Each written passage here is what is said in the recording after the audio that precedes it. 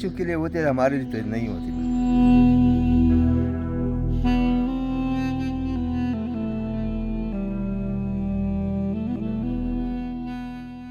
अच्छा, कैसी होती है आपकी ईद, कैसे गुजारते हैं ईद अपनी? यार बस अल्लाह का करम है, बस इधर मजदूरी करते हैं, बस गुजारा हो जाता है। कभी होता है कभी नहीं होता, बस टाइम गुजर जाता है, मगर बहुत मुश्किल है। तो यार ये सर बस बच्चों के लिए होते हैं, हमारे लिए तो नहीं होती ना।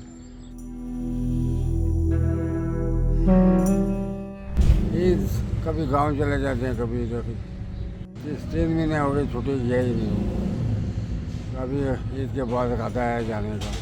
हाँ, बच्चे को देते हैं ईद को, जो गुंजाइश हो दे देते हैं।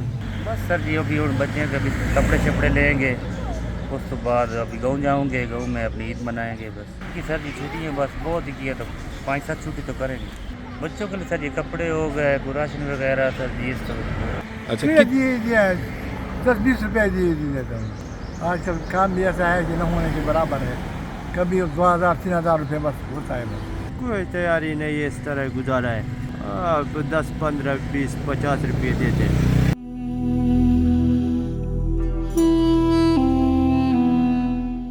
बस देख लो हालात, इस तरह काम चला ही नहीं है। ईद किस तरह गुजरेगी? कपड़े का ये हालत बना हुआ है।